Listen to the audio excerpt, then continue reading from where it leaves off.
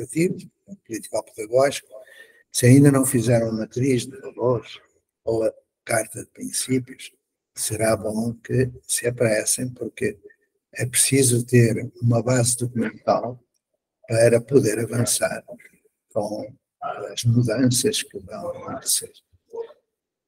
O termo de autonomia, o contrato de autonomia em Portugal, esse vai ser de negociação mais longa, difícil, certamente, e também deverá ser entregue à direção do agrupamento ou à Secretaria de Educação da direção da escola, para termos tempo até finais de junho de termos tudo devidamente aprovado. Vão surgir dúvidas, com certeza.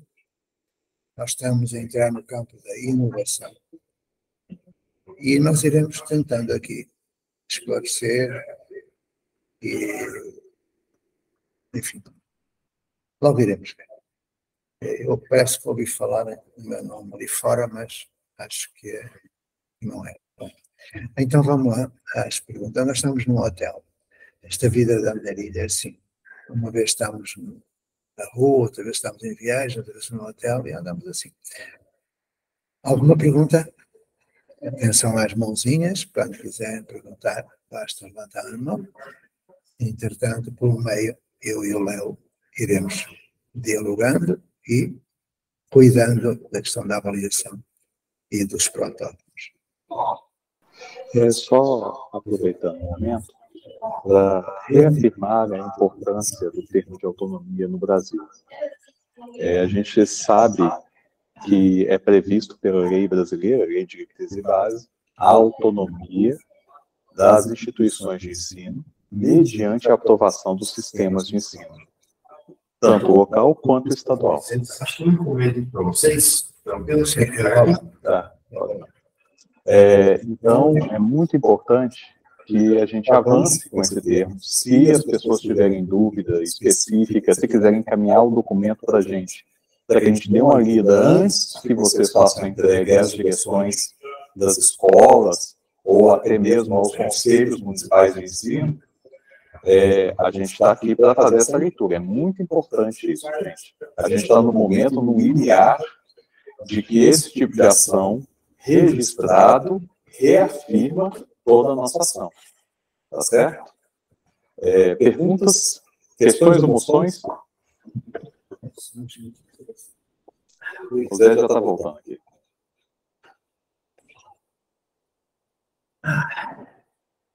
Então, volta. Já temos alguma perguntinha?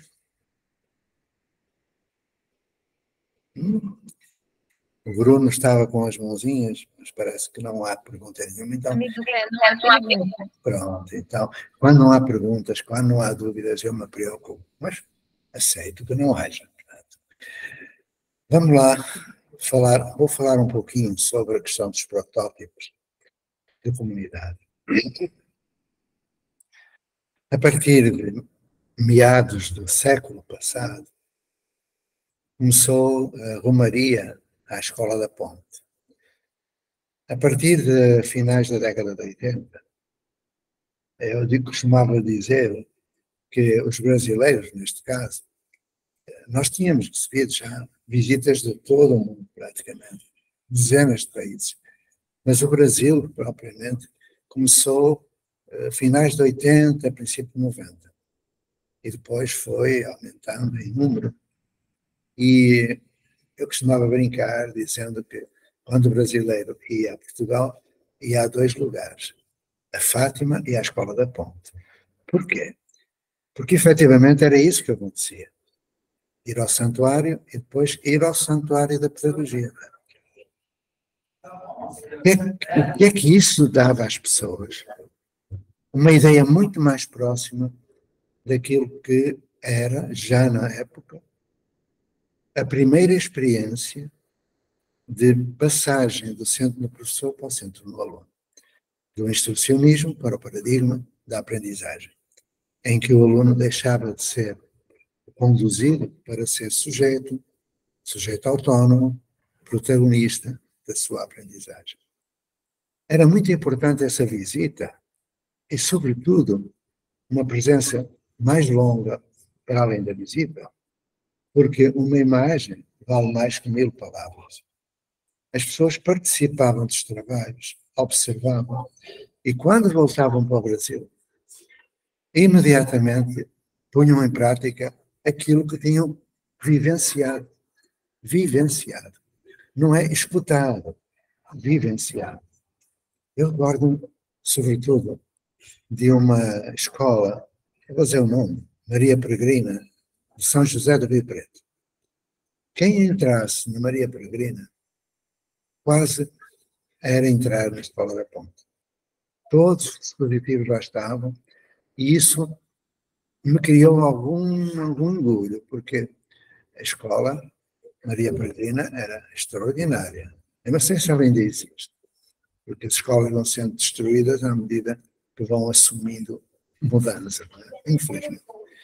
Espero que ainda exista, que era uma excelente escola, mas eu fiquei preocupado, porque eu não queria uma escola da Ponte no Brasil. Quando veio o Projeto Âncora é genuinamente brasileiro. Por uma razão muito simples, é que ninguém que estava no Projeto Âncora tinha ido à Escola da Ponte. E quando chego com a Cláudia e introduzimos todas as práticas, a escola do Projeto Âncora foi muito além da Escola da Ponte, porque já penetrou, já se transformou num nodo de uma comunidade. Então, a partir de 2013, mais ou menos, o Projeto Âncora começou a ser um lugar de visita, de romagem, de milhares de pessoas, professores, gestores, tivemos gente de muitos países que iam lá, mas nós acrescentamos algo a essa visita. Acrescentamos a chamada transformação vivencial, em que consistia um professor poderia ir para o Projeto Âncora no domingo à noite, ficava até ao sábado seguinte, dormia no Projeto Âncora, alimentava-se no Projeto Âncora, vivia por dentro todo o trabalho feito com crianças, professores e comunidade. Isso foi decisivo em relação a muitos outros projetos. O que não se tratava de passar um dia no Projeto Âncora, era toda uma semana de intenso trabalho com momentos de reflexão. O Projeto Âncora acabou, mas temos a Escola Aberta de São Paulo, com os educadores do Projeto Âncora. Também na Escola Aberta existe essa possibilidade de uma imersão. Quando me convidaram, quando uma Secretaria de Educação me convidou para fazer uma rede de comunidades de aprendizagem em educação integral, de imediato eu disse que seria necessário criar um protótipo para que os professores da Secretaria pudessem ir ver e vivenciar. Não era só xeretar, não era só observar. Isso de pouco vale. Não vale a pena, sequer. Seria imersões nos tempos que tivessem livres, para que percebessem, em contacto direto com crianças, professores e comunidade, percebessem o que é que se pretendia deles. Bom, infelizmente, isso ainda não aconteceu, e nós estamos a lidar, eu digo nós, porque eu trabalho em equipe, estamos a lidar com grandes dificuldades, porque fazemos visitas às escolas que aderiram ao projeto, mas é muito difícil. Nós chegamos às escolas, interrompemos as aulas, os professores vêm a reunir, nós explicamos o que têm de fazer, mas quando voltamos na semana seguinte, fizeram tudo, ou quase tudo, de outra maneira, não estou a dizer que está errado, mas de outra maneira, porque é palavra, não é o vivenciar. Eu estou a dizer tudo isto porque nos lugares onde a Secretaria de Agrupamento de Escolas estiverem ligados a este projeto, há vários, em Portugal e no Brasil, quem está aqui presente e quem está ausente e possa receber a informação, peça à Secretaria para criar numa escola, qualquer que seja, desde que essa escola seja sensível à mudança, criar um protótipo de comunidade. E aí gente desta equipe, a que pertence o Bruno, o Léo, o Zizi e outros, irá a esses lugares para instalar esses protótipos. Eu também poderei ir, mas penso que não serei necessário. Então, falai com as secretarias, falai com os agrupamentos, para que seja criado um protótipo que reproduza muito daquilo que é a Escola Ponte, que reproduza muito daquilo que é a Escola Aberta, e que sirva de referência para quem, nessa região, queira também aderir ao projeto. E que também facilite o vosso trabalho, porque, como eu disse, uma coisa é ver, outra coisa é ouvir, outra coisa é fazer e participar no fazer. Não sei se em relação a isto há alguma dúvida. Eu continuo nessa secretaria, que tem gente muito boa, tem escolas fantásticas, professores fantásticos, mas que está a passar por dificuldade. Eu continuarei a pedir, eu vou ter reunião esta semana que vem, que instalem esse protótipo, não é? Para que todos possam vivenciá-lo. Alguém tem alguma pergunta? Antes da pergunta, deixa eu só fazer um comentário aqui que eu acho que ajuda a sintetizar. O que nosso amigo Zé está destacando é a importância da teoria na prática e a prática reconstruir a teoria. E a importância do ato comunicativo. Tá? Isso daí tem uma ancoragem teórica em Habermas, Gumbrich, Chomsky, são autores contemporâneos que apontam essa necessidade, essa urgência. Aliás, o último apareceu até há pouco tempo, foi o Bruno Latour, que destaca a época do antropoceno, em que nós temos que estabelecer novos códigos de comunicabilidade. E essa comunicabilidade passa pelo fazer, e não apenas pelo estudar, pelo entender o teórico. Porque o teórico sem a prática é manco. E a prática sem o teórico, na educação também é manco. Tá? A gente tem que fazer esse movimento com muita clareza. Porque se não for, nós nos perderemos dentro da própria estrutura burocrática que tende a manter a inércia, tende a manter o processo do mesmo jeito. Participar numa formação como esta não é fácil. Nós temos, por experiência, que em cada 100 pessoas que se inscrevem, ficam umas 20. E por que será? Eu tenho mais de 50 anos de formador e sempre trabalhei em modalidades formativas em que é difícil manter formando. É fácil estar sentado numa cadeira a ouvir um teórico falar de construtivismo, ouvir falar de metodologias ativas e tal, mas as pessoas voltam para as escolas e cadê o construtivismo? Onde é que estão as metodologias ativas? Não, porque foi mera teoria passada por pessoas de grande gabarito intelectual, mas que nunca fizeram nada no chão da escola. Eles falam da teoria que leram, da teoria que escreveram ou reescreveram. Eu não estou a criticar nada nem ninguém, estou a falar daquilo que é. Em Portugal, quando veio o subsistema de formação contínua de professores, em novembro de 92, eu já tinha organizado um conjunto de pessoas para fazer a Associação Prof. E a Associação Prof criou o primeiro centro de formação que Portugal teve, o primeiro. Eu fui o primeiro diretor de centro de formação, o primeiro consultor, enfim. Nós nunca fizemos cursos. Curso é uma modalidade instrucionista. Num curso, quase nada se aprende. Eu pergunto, quantas dezenas de cursos vós já participaste? Quantas centenas de cursos os professores portugueses, desde há 20 ou 30 anos, participaram? O que foi que mudou? Quais foram as transformações?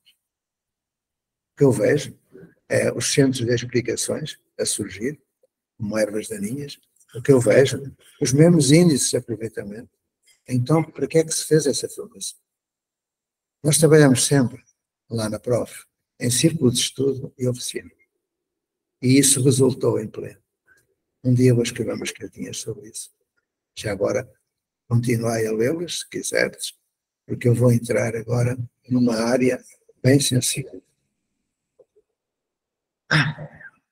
Então, o protótipo é aquilo que a Ponte foi, que o Âncora foi, que a Escola Aberta foi, onde quem está tomando uma decisão ética de mudar possa ir fazer uma imersão para, diretamente com os seres humanos que lá estão, ser tocado por aquilo que lá está a acontecer e compreenda por dentro tudo o que é metodologias, processos de avaliação, qualidade da relação, etc, etc. Sem isso, é muito difícil. E nós estamos aqui numa formação que não é teoricista. Nós estamos aqui numa formação com gente que já fez. Com teoria, claro. Mas gente que vem da prática. E vós também. E, por outro lado, esta formação é dirigida não só a professores, mas a educadores em geral. Porque em comunidade de aprendizagem todos somos educadores e aprendizes. Alguma pergunta? José, o Mauro está com a mão levantada, o pessoal está com problema aqui. O Mauro está com a mão levantada. Mauro, não se percebe nada. Então, bom dia a todos.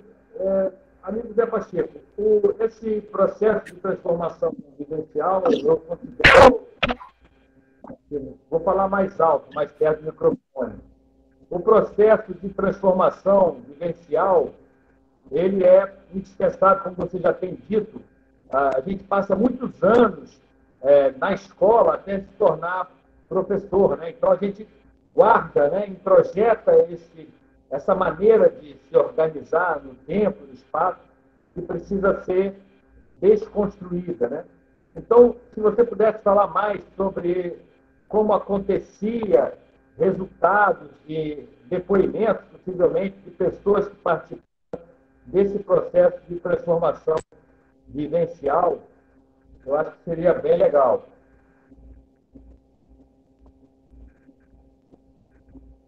Com licença, amigo Zé. Está fechado. E, Bruno, se puder fechar o seu microfone, porque está dando interferência. Aí, se você puder abrir, amigo Zé, acho que agora deu certo. Ora bem, vamos lá. Há cerca de 2 semanas atrás, eu compreendi que eu não poderia continuar com o planejamento que eu tinha feito nessa Secretaria de Educação, onde nós estamos a trabalhar diretamente. Eu penso que cada um vai no seu ritmo, mas é possível que todos nós vamos ao mesmo tempo em determinadas mudanças. E eu pensei, e estou neste momento a pôr em prática, até o final de abril, exercitar esse dispositivo que eu tinha falado no dia anterior, no sábado passado, o dispositivo da gestão da relação espaço-tempo. É um exercício muito simples, com um quadro de dupla entrada, com 3 tempos marcados por relógio, analógico ou digital, e 3 espaços, e em que 3 grupos iriam rodando pelos 3 espaços durante esses 3 tempos, e o 4º tempo seria de partilhar descobertas, aprendizagens, produção de currículo, para constar do portfólio digital.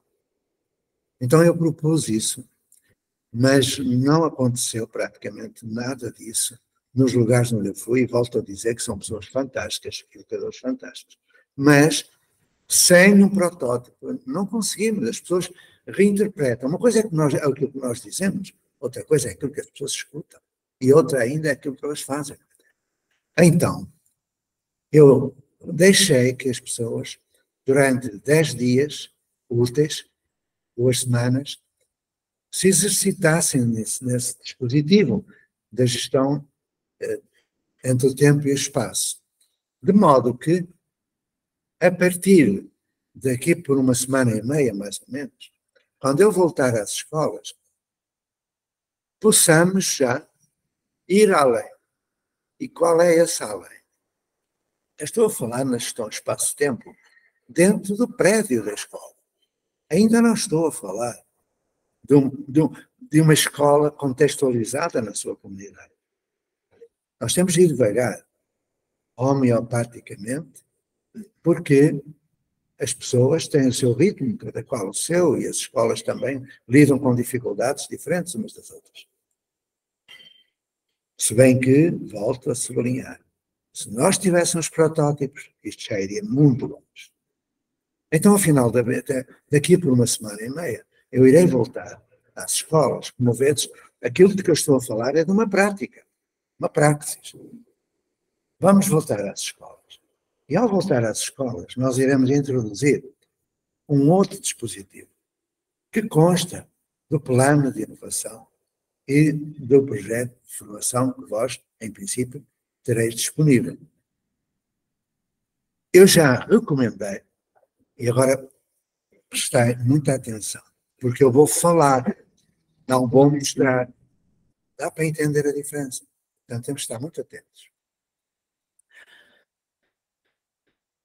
Quando vós tiverdes tempo, puderdes dispor de um tempo, ir ao computador e abrir no Google Earth. Também pode ser no Google Maps, mas é melhor no Google Earth. E, no Google Earth, tirar uma impressão. Aquilo que os ingleses falam de printar. Tirar uma impressão. Uma impressão de quê? Da escola, do lugar onde está a escola, prédio da escola, e a envolvência. Ok? Fazendo isso, ficais com uma imagem em papel e com um compasso, ou sem ele, que há outras formas de fazer, tracei uma circunferência cujo centro é o prédio da escola. Ficais com um círculo de cerca de 2 km de diâmetro. Eu proponho 1 km de raio, tendes a escala para poderes ver qual é essa distância, de modo que teremos, a partir da escola, 1 km para cada lugar da circunferência. E nesse círculo, e de localizar a residência dos vossos alunos.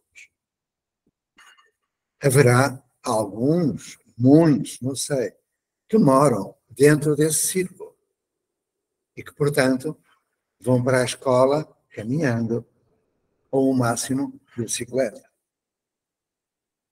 Estou a falar disto porque Anísio Teixeira, em 1956, ele divulgou um texto onde falava da escola parque e da escola classe.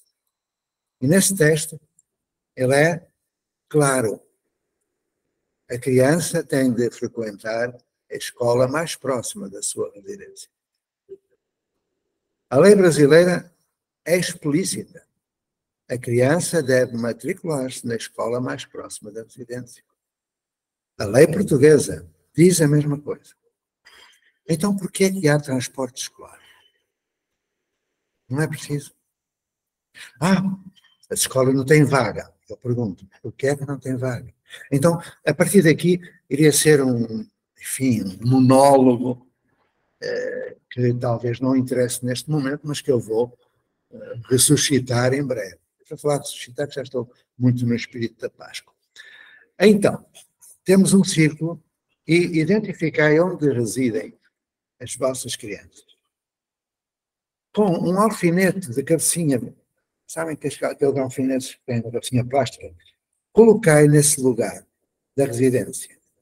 E ao lado, um papelinho colado com a constituição da família dessa criança. Normalmente são os pais, quando não é família monoparental, tem irmãos, quase sempre, tem avós, de vez em quando, colocam tudo isso ali ao lado do alfinete. E a partir dessa listinha, vão começar a fazer perguntas que nos vão conduzir ao domínio do currículo de comunidade.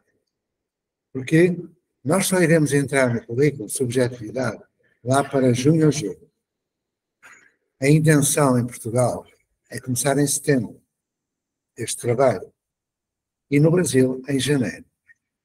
Então, eu vou cuidar para que até o fim de junho fiquemos com uma ideia muito aproximada disso, de modo que em setembro, em Portugal e em janeiro no Brasil, se possa fazer aquilo que se chama um círculo de aprendizagem de proximidade, que é constituído por crianças, adultos, crianças, jovens, que residem a menos de 1 quilómetro do prédio da escola. Se for uma região rural, não façais 1 quilómetro, fazei 1,5 ou 2, ou às vezes até um pouco mais. O máximo 3, já é muito longe para andar a pé. Então, mas eu na ponte fazia 3 quilómetros por dia para lá e 3 para cá, quando passei a morar no extremo da vida. E fazia muito bem a caminhar.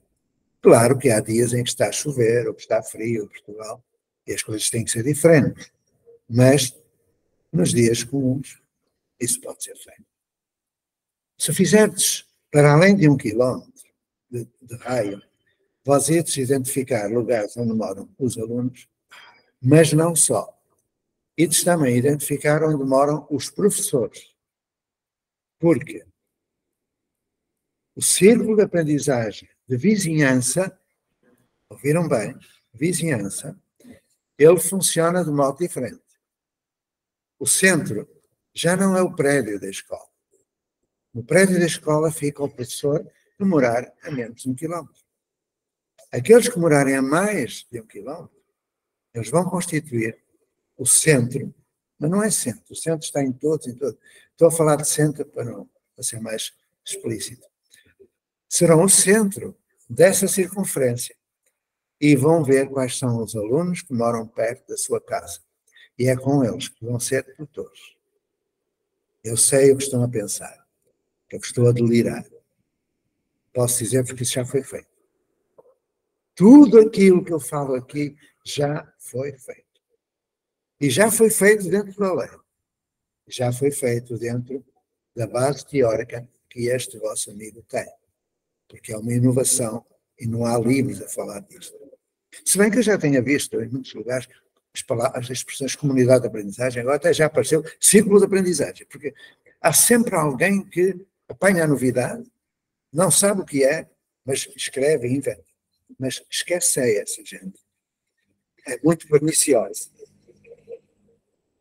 Vou parar para escutarmos as vossas dúvidas. Bom dia, pessoal. Boa tarde aos amigos de Portugal. Perdão, tive vários problemas aqui tecnológicos, internet. Espero que vocês estejam ouvindo bem, não sei como é que está chegando aí para vocês. Mas eu vou justamente complementar e seguir comprovando que o amigo Zé, de fato, não está louco. Nesse momento, eu estou na sede da nossa comunidade de aprendizagem, que não é dentro da escola, apesar de que ela acontece, a maioria das atividades dentro da escola, e fazem parte dessas atividades de educação formal, né? As crianças estão matriculadas numa escola pública. E como as coisas acontecem quando a gente verifica esses potenciais educativos do território. No entanto, que esse lugar que eu estou foi uma doação de uma pessoa que realmente compactuou esse sonho de educação e resolveu nos doar esse espaço. Se a internet não tivesse tão ruim aqui, eu poderia até caminhar para vocês verem. A minha casa está aqui do lado, a uma quadra está a escola, temos estudantes aqui na metade da quadra, temos uma menina, uma família, né, porque a gente não matricula crianças apenas, a gente matricula famílias. Então, temos 2 famílias na metade dessa quadra, para lá temos mais várias, e essa área toda, as pessoas, inclusive, se mudaram, muitas se mudaram para esse território para estar perto. E a gente tem muito mais do que as atividades educacionais, a gente tem, de fato, uma rede de apoio e de cooperação, né? Então, quando alguém precisa de alguma coisa, a gente faz mutirão, pegou fogo há um tempo na casa de uma avó, a gente fez toda uma campanha para ajudar ela a recuperar os pertences que tinham queimado. Então, ele, de fato, transcende essa ideia, primeiro, né, do prédio-escola, como lugar único e possível da aprendizagem, né, vinculando, quebrando esses muros, tanto físicos como epistemológicos, da educação, né, para além dos muros da escola. Então, e isso participa, então, e são várias instituições que estão nesse raio que o Zé está falando. Então, a gente tem aqui na esquina o CRAS, né, que é o Centro de Referência de Assistência Social.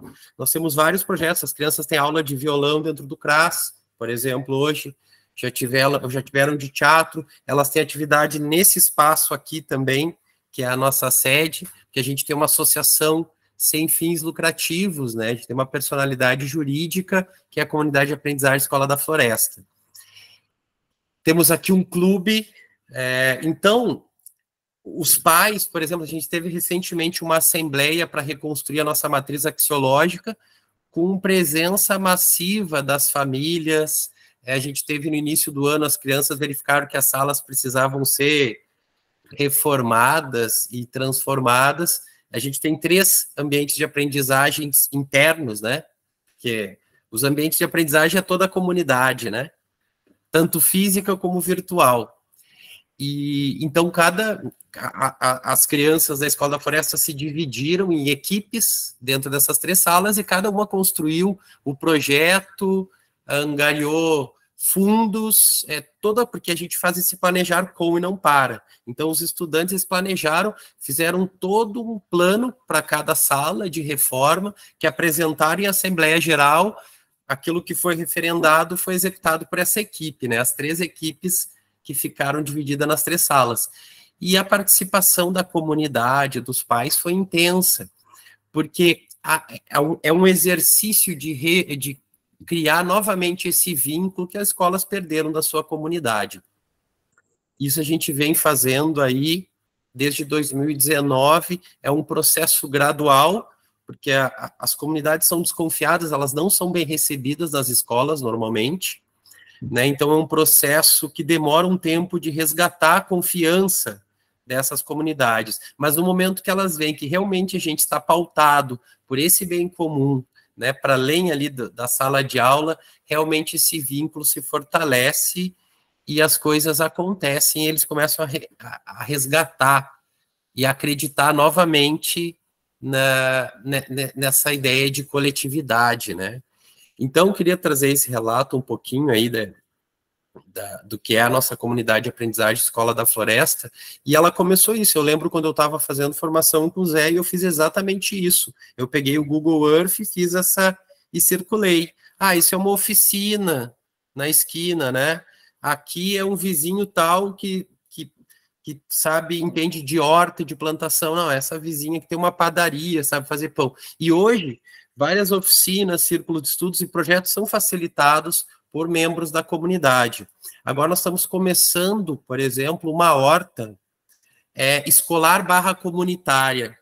A gente está começando com parceria de uma instituição que vai dar essa formação mais técnica para os pais e membros da comunidade de aprendizagem, e as crianças vão usar o espaço da horta como um dispositivo de aprendizagem, né, para as várias áreas do conhecimento, sendo que nós não temos disciplinas fragmentadas, né? A gente trabalha numa perspectiva transdisciplinar, e então as crianças estão vivendo esse contexto onde elas plantam com o avô, com o tio, e isso é aprendizagem bem além de conteúdos, mas uma aprendizagem de fato para a vida, né? Esse método natural que o Freinet nos fala, né? Que não desvincula da vida, né? Não teve professor que nos ensinou a andar de bicicleta, nem a falar, então a gente aprende na própria experiência de vida. E a comunidade de aprendizagem, quando a gente percebe esses potenciais educativos no território e fortalece, conecta e torna isso visível, as coisas começam a acontecer. O importante é a gente dar esse pontapé inicial, porque no início a gente parte da descrença, né, por tudo que a gente já viveu, mas só botando isso em atividade, botando isso para iniciar que a gente rompe essa inércia e aí, de fato, consegue conectar esses potenciais educativos do território. Então acabamos de ouvir um testemunho daquilo que eu tinha falado. Não é? Eu estive desde o início com esta boa gente, Bruno, e é muito mais do que o Bruno falou. E aquilo que o Bruno faz, qualquer um de nós poderá fazer no seu lugar de vida ou de trabalho. Então eu espero que até ao final de abril consigam fazer esses círculos de aprendizagem, ou pelo menos começar, porque é inovação, portanto, eu não poderei exigir que vão tão longe. Aquilo que eu proponho é fazer um pouco aquilo que a Ponte fez, para depois termos um patamar para passar para a inovação. Porque aquilo que a Ponte fez, se vós o fizerdes, não será inovador, é uma mudança. Inovação foi há 48 anos. Deixou de ser. Agora deve voltar a acontecer algo na Ponte, mas isso depois vos contarei nas cartinhas. Alguma pergunta? Se não houver, irei falar-vos um pouco da questão da avaliação. Agora estão aqui perguntas. É só que eu não vi. Tem perguntas? Bruno, você poderia ler as perguntas para o amigo Zé? Para ajudar? Sim. Bom, ali sobre a escola, a Ana Paula, minha amiga, já explicou ali o nome e onde fica. Depois, já o Arnaldo, professor Arnaldo Carvalho, ele pergunta: já há os círculos, comunidades acontecendo junto a alguma instituição de educação superior? Exemplos.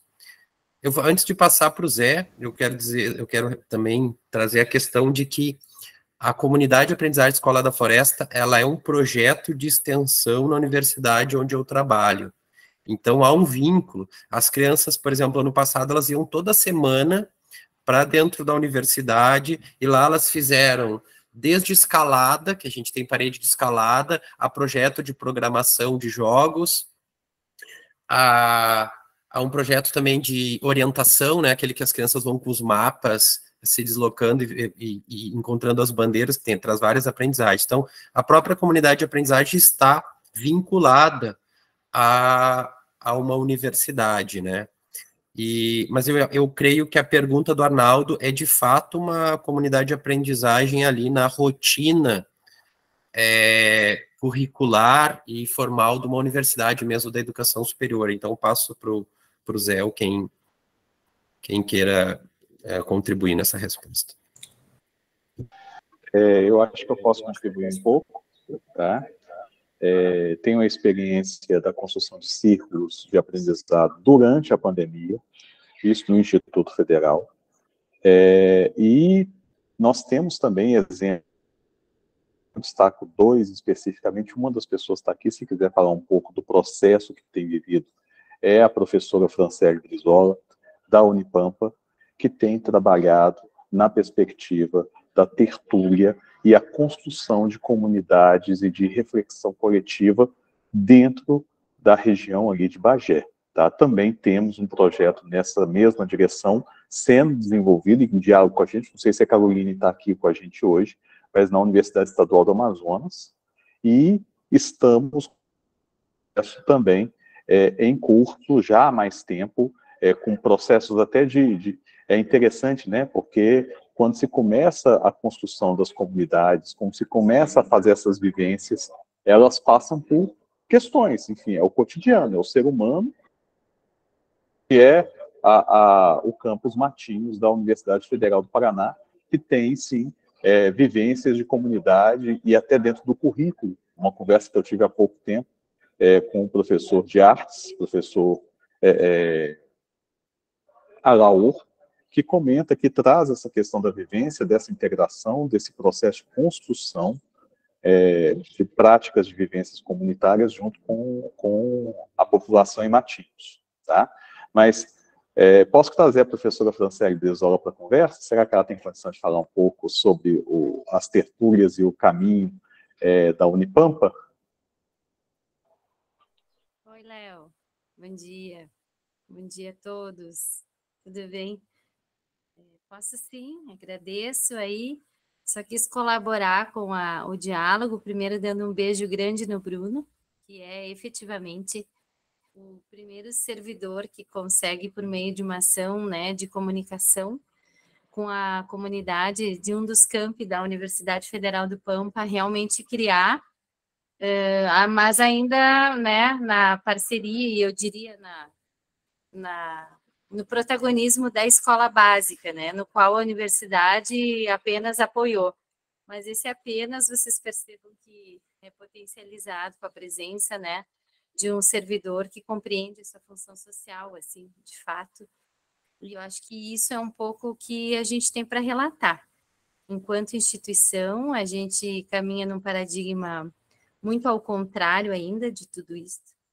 Porém, a gente tem algumas ações, ideias, projetos e pessoas, fundamentalmente, pensando aqui, né, Pacheco, como a gente tem lido teu livro, que a inovação, né, são as pessoas, escolas são pessoas.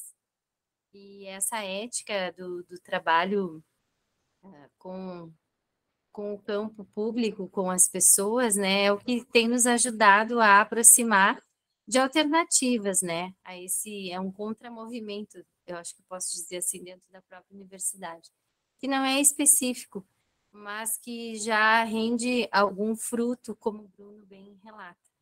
Então, a partir de comunidades como essa, na nossa região, a gente tem um trabalho com tertúlias pedagógicas e a gente, desde 2016, vem encontrando comunidades que a gente pode dizer que são comunidades de aprendizagem nos termos que aqui esse grupo tem estudado.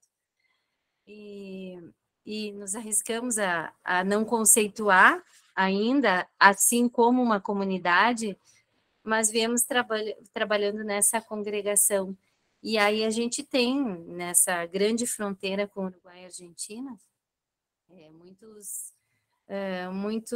muitas agregações, né? Muitas, eu diria assim, comunidades que apresentam a característica que a gente vem entendendo aqui nessa formação. E aí o que nos cabe como universidade, né?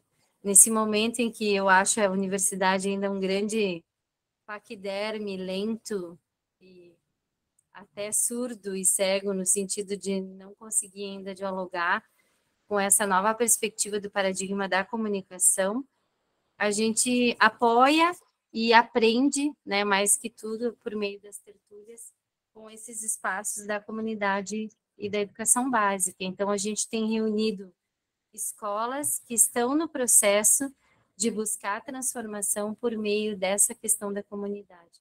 E aí a gente pode citar, por exemplo, a Escola da Floresta, mas também pode citar uma escola aqui do centro da cidade de Bagé, que vem se transformando na relação da comunicação com a sua comunidade, uma escola que, embora seja central, é uma escola chamada de Vietnã.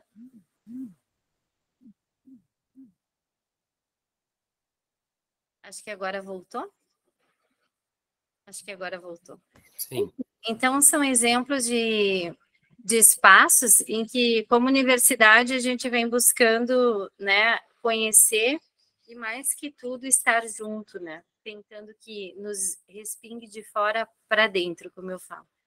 E um passo importante que nos traz aqui, né, Bruno, é que a gente está aí com a instituição de uma organização enquanto sociedade civil organizada também, do movimento de alternativas para uma nova educação na região do Pampa Gaúcho.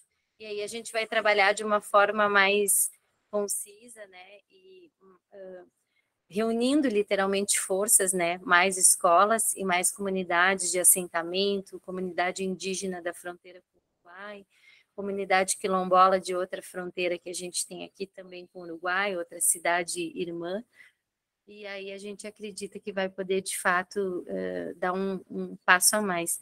Então, às vezes não, fico sempre ouvindo e aprendendo aqui, porque o compromisso se torna grande, né, quando a gente começa com esse movimento aí de tertulhar aqui pelo Pampa.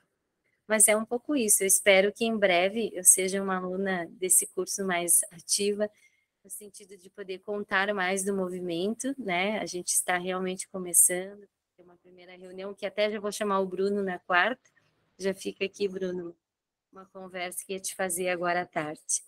E é isso. É isso. Obrigado, Franceli. Estava aqui a escutar-vos. Creio que vós tendes perfeita consciência de que nós estamos a começar uma nova construção social. Uma nova construção social. Olha a responsabilidade que nós temos. É uma nova construção social que vai reunir aquilo que de útil existe no instrucionismo, na paradigma da aprendizagem e na da comunicação. Esta nova construção social, ela liga intensamente a universidade, à escola e ao poder público. Liga muito intensamente a escola, a educação, com a saúde pública e ambiente e a arte e cultura. Liga muito intensamente a família, a sociedade e a escola. Ou seja, ela religa tudo aquilo que neste momento está desconexado.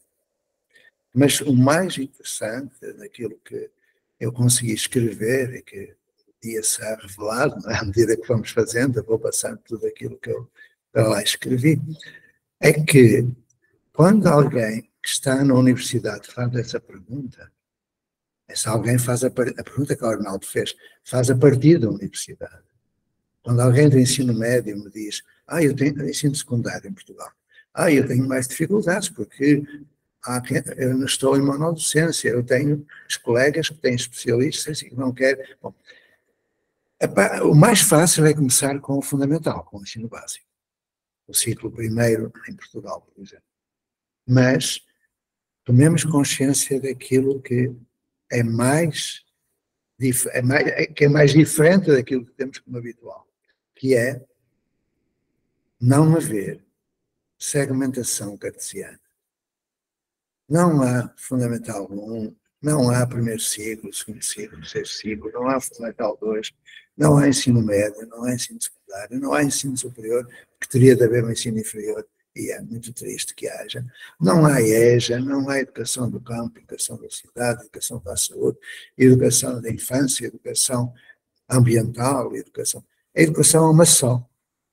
E ela vai ser completamente integrada. Quando se fala de educação integral, em tempo integral, estamos um pouco a falar disto. Porque essa segmentação cartesiana surge na linha do pensamento pedagógico do século XIX. Nem no século XX, é no século XIX. E, portanto, eu pergunto sempre, quando agora estão a discutir se deve ou não deve ser revogado o novo ensino médio, eu respondo, nem revogado, nem por revogar. Ensino médio é para extinguir. Não faz sentido nenhum existir essa segmentação, e muito menos uma prova de acesso à universidade. A Declaração Universal dos Direitos do Homem diz que a educação é um direito até ao final da universidade. Só que alguém se lembrou de dizer que a universidade não é obrigatória e colocou uma fronteira.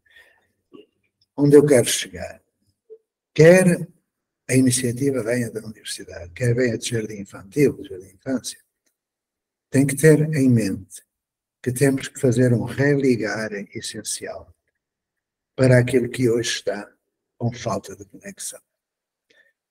Isso vai acontecer, eu sei, nós sabemos, não vai ser fácil, com certeza, mas vai ter que acontecer, porque aquilo que nós temos é insuportável. Doenças dos professores, evasão, reprovações, enfim, suicídios. É isso, já não vou falar da avaliação, faltam 5 minutos, falarei no próximo dia. De qualquer modo, quando fizeres esses exercícios da gestão de espaço e tempo, fazendo um pouco de avaliação diagnóstica, ver o que é que eles já conhecem, o que eles sabem nas várias áreas, tá bom? Vai ser necessário. E guardemos então os 5 minutos para alguma pergunta que surja e conversaremos sobre a pergunta. Deixa eu só fazer um... Está com a mão levantada. Deixa eu só fazer um comentário aqui rápido, professor, dentro da conversa aqui do professor Zé, que é o seguinte, o historiador baixou aqui. Para lembrar que no Brasil, essa ideia de que o acesso a ensino de graduação se faz pela formação básica, tem 70 anos. Tá? A instrução normativa, se a gente quiser ir muito atrás, é de 1827, a instrução normativa de Dom Pedro I, que estabelece os princípios para a educação básica no Brasil. E aí, a partir daí, começa a se pensar em graus formativos. Até então, o acesso a qualquer grau de informação era sempre comunitário. Lembrem das guildas medievais. Lembrem do Ubuntu. A comunidade inteira precisa de toda uma comunidade para criar uma tribo inteira, para criar uma criança. E ali não se fala que a educação é inferior ou superior. Só baixou o historiador. Professor Arnaldo, te passo aí a palavra. Foi por engano, gente. Foi por engano que eu levantei a mão. Obrigado aí.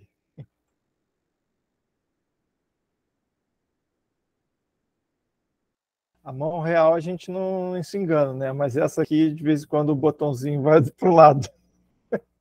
Mas então tá. Então deixa eu comentar aqui uma coisa, a partir da fala da professora Franciele, que para mim é muito importante.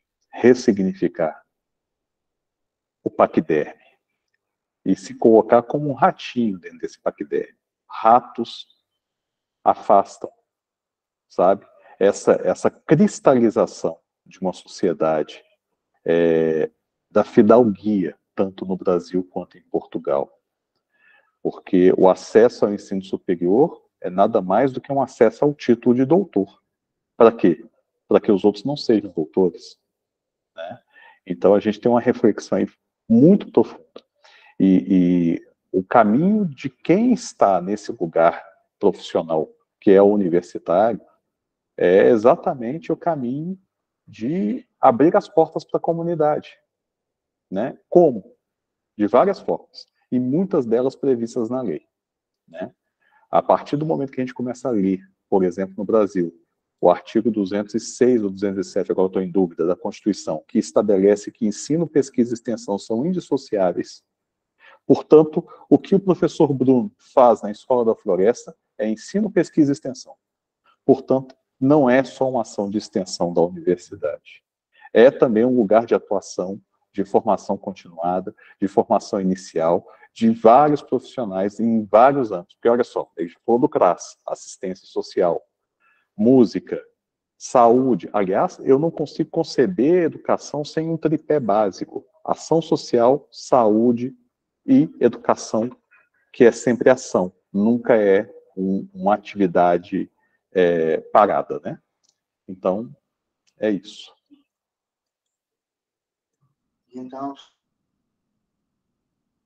Então estamos chegando ao fim. Falta um minuto. Eu passo para a Zizi, que é capaz de ser um minuto muito mais duradouro, uma hora. Zizi, muito obrigado. Bruno, Mauro, Léo e todos que aqui estão, Franciele, por este bocadinho. Sábado próximo estaremos aqui para falar sobre a avaliação. Tá bom? Fiquem em paz. Muito obrigado, pessoal. Nós agora vamos até Cascavel. Cascavel, vou levar o Léo a Belo Horizonte. Depois vou viajar de Belo Horizonte para Campinas. Depois de Campinas para o Rio. E do Rio para Maricá. Pronto, vou chegar à meia-noite a casa, mas vale a pena. O Brasil está efervescente. A educação do Brasil está bombando e a de Portugal também. Eu vou a Portugal, hein? Quem quiser que eu vá lá visitar, mande-me um e-mail que eu vou visitá-los. Até logo. Agradecida a todos. Amigos. Deus Gratidão enorme, gente. Tchau, tchau. Até o nosso próximo encontro. Tchau, tchau. Tchau, tchau, Tina. Agradecida. Obrigada, pessoal. Tchau, tchau.